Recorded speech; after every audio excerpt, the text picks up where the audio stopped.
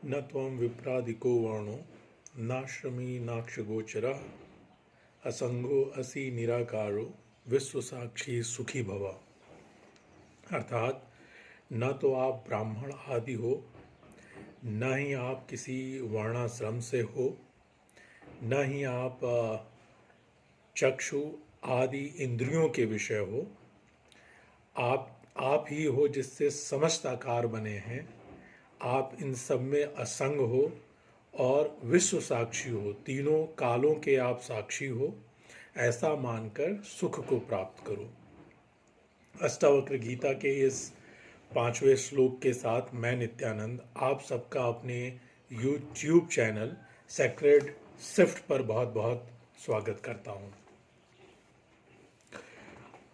अष्टावक्र गीता के श्लोकों की विवेचना के क्रम में यह 5वां श्लोक अपने आप में बहुत विशेष मायने रखता है। अभी तक आपने देखा कि अष्टावक्र जी ने राजा जनक को उनके पूछे हुए प्रश्न को समझाते हुए ज्ञान क्या होता है, वैराग्य को कैसे प्राप्त किया जा सकता है और मुक्ति कैसे मिलेगी की विवेचना की, उन्हें यह समझाया। पिछले श्लोक में आपने देखा कि आपका स्वरूप क्या है, इसको समझाने के लिए उन्होंने बोला न पृथ्वी न जलम न अग्निम न वायुर्धोनवा भवान ऐसाम साक्षर महात्मा चिद्रूपम विद्धि मुक्तये। तो वहाँ पे वो बता रहे हैं कि यह जो शरीर है जिसको अज्ञानतावश हमें लगता है कि हमारा स्वरूप यही है, तो वह इस श्लोक में बहुत स्पष्टता के साथ बता रहे हैं कि यह तो पंचभूतों से बना है जो कि नष्ट हो जाना है, तो तुम यह नहीं हो।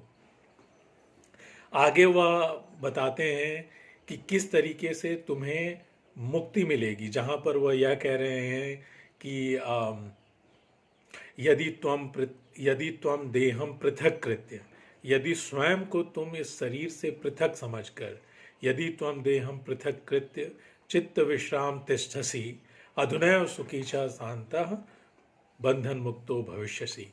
तो वहाँ पिछले श्लोक में, ये चौथा श्लोक है जिसमें वो यह कह रहे हैं कि हे राजन, तुम स्वयं को इस शरीर से पृथक समझो, ऐसा विचार करो और अपनी आत्मा में चित्त को स्थिर कर लो, तो तुम्हें अभी के अभी मुक्ति मिल जाएगी।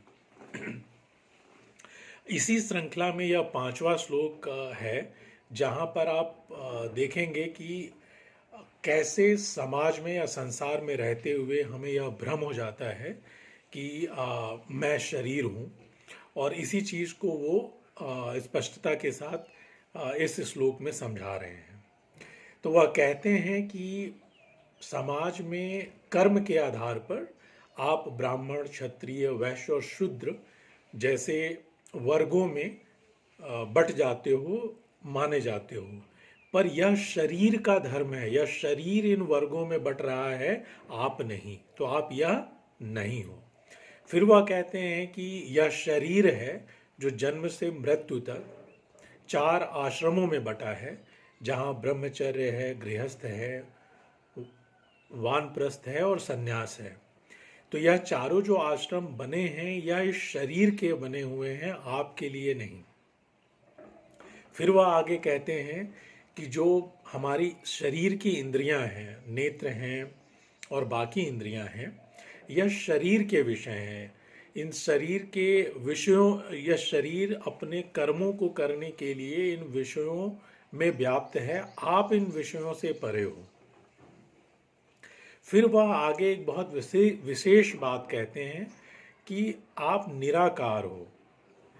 यहाँ पर अच्छा, इस श्लोक में 2 चीज़ें हैं, एक है वर्ण और दूसरा है निराकार। ये 2 ऐसे शब्द हैं जिनका हमने अपनी अज्ञानतावश बहुत इनको गलत तरीके से समझा हुआ है।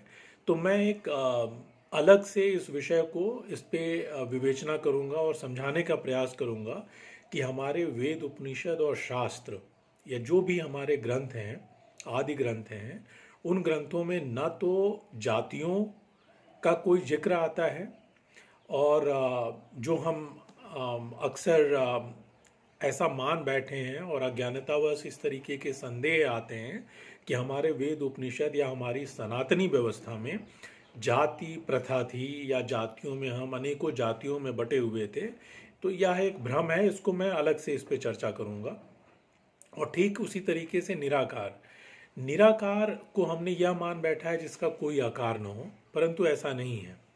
निराकार को आप ऐसे समझिए कि आ, आपका स्वरूप ऐसा है कि ब्रह्मांड में जो भी आकार है, जो भी आप आकार देखते हो, यह सब आप ही से बना हुआ है। तो एक तरीके से आप ही हो जो सभी आकारों के जनक हो। तो यह है इसका मतलब, न कि आप निराकार मतलब बिना आकार वाले हो, इसको ऐसे ना समझा जाए। तो बोल रहे हैं असंगो असि निराकारो विश्व साक्षी सुखी भवा। वो आगे कहते हैं कि तुम ही हो जो विश्व के साक्षी हो, तुम तीनों कालों के साक्षी हो, भूत वर्तमान और भविष्य। तो आप स्वयं समझिए कि क्या यह शरीर तीनों कालों का साक्षी हो सकता है? तो उत्तर है नहीं, क्योंकि यह शरीर तो नष्ट हो जाना है। तो न तो इस शरीर के जरिए भविष्य को देखा जा सकता है और न ही भूत को समझा जा सकता है। तो यह शरीर तो वर्तमान में जी रहा है और यह एक दिन नष्ट हो जाएगा। लेकिन आप जो हो, आप तीनों कालों के साक्षी हो और उसको विश्व साक्षी कहा गया है। तो अगर इसको संक्षिप्त में समझा जाए तो एक तो राजा जनक को अष्टावक्र जी कह रहे हैं कि तुम स्वयं को इस शरीर से अलग समझो, और इसको अलग समझते हुए तुम अपने आप को जो वर्ण व्यवस्था है जिसमें ब्राह्मण, क्षत्रिय, वैश्य और शूद्र हैं, इनसे भी तुम अपने आप को अलग समझो। यह शरीर है जो 4 आश्रमों में से किसी एक आश्रम में अपने जीवन काल में रहता है। तो आप यह शरीर नहीं हो, तो ऑब्वियसली आप इनमें से किसी आश्रम को भी बिलोंग नहीं करते हो, और आप न ही किसी इंद्रियों के विषय हो, और आप ही हो जिससे ब्रह्मांड के समस्त आकार बने हैं। आप सारे आकार के जनक हो, आप ही हो जो विश्व के साक्षी हो। तो इस तरीके से आप देखिए कि राजा जनक को अष्टावक्र जी, जो अध्यात्म का अद्वैतवाद है, जहाँ पर दो की परिकल्पना ही नहीं है, एक ही है, जो भी है वो एक ही है, इस तरफ अब वह विषय को आगे बढ़ा रहे हैं, ताकि राजा जनक की जो भी भ्रांतियां हैं, जो भी शरीर से उनका आसक्तिवश संसार से जो जुड़ाव है, और जहाँ पे द्वैत या अनेकवाद के विषय आते हैं और वह भ्रम पैदा करते हैं, उसको अब वह दूर कर रहे हैं। तो अद्वैतवाद की परिकल्पना, और इसके आगे आने वाले श्लोकों में आप इसको और प्रमुखता से देखोगे कि किस तरीके से अष्टावक्र जी राजा जनक को अब अद्वैतवाद के विषय पे ज़्यादा बात करते हुए आप उनको पाओगे। और साथ ही साथ आप यह देखोगे कि जो हमारी भ्रांतियाँ इस शरीर से जुड़ जाती हैं, जिससे हम भ्रमवश या अज्ञानतावश इसको अपना समझने लगते हैं, को वो धीरे धीरे समझाते हुए इस तरीके के सभी भ्रम, सभी डाउट्स को, सभी संशय को वो दूर करते हैं। तो पुनः आप सबका मुझे सुनने और समझने के लिए बहुत बहुत धन्यवाद और नमस्कार।